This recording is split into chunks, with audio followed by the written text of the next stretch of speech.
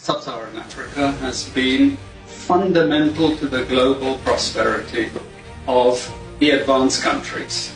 And Africa had a role to play. It has a role as a raw material producer.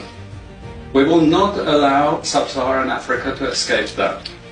Okay, we do everything to keep Sub-Saharan Africa where it is, also impoverished. It's absolutely vital for the prosperity of everyone else. So let's get clear about that. Okay, and this means all the economic structures, all the global institutions, and the economics we teach everyone is all designed to keep Africa exactly where it is. And whether it is Europe or US or now China, it's always the same. We need Africa to be impoverished because we need those raw materials and we need them dirt cheap. Okay, so that's the message. It doesn't mean to say that there's nothing Africans can do. Of course there is. This is what it's about. Because if Africa does do something different, I assure you living standards of all those in Europe and North America and Asia is going to fall. Okay? And that is a big price to pay. I assure you that the West is not going to allow that without a big fight. Okay? So the job of many Western academics is to convince Africans they have to keep doing what they're doing. Okay? And to show them it's your fault that you're poor. It's not our fault.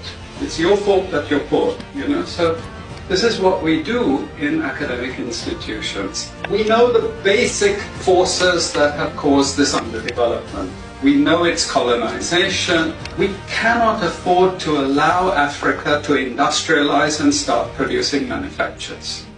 Okay, so we will do everything to stop that.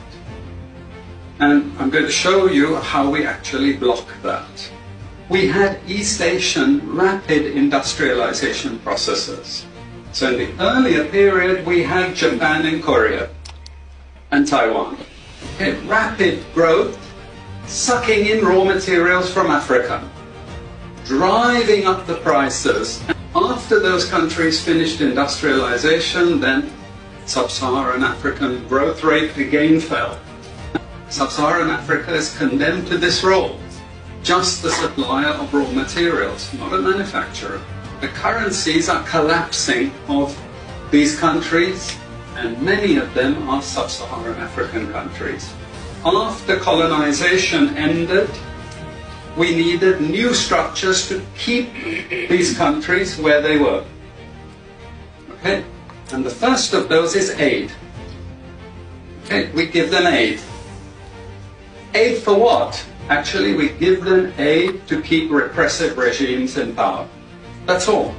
All the hypocrisy about transparency and democracy and bullshit like that, it's all bullshit. But it would go to country after country offering loans. And if the president did not accept the loan, they were killed. It's just economics. It's economic warfare. The rich declare war on the poor. It happens everywhere. It happens in a country. The rich control the government. Of course they do. You really believe you have democracy? Come on. I mean, grow up. Who has all the subsidies and income support? US, Europe. The largest budgets in the world for supporting their farmers are Europe and US. You see, we're keeping them dependent. We're keeping them on a string. This next round of the WTO is designed to block that. To block anyone else getting on top of the line.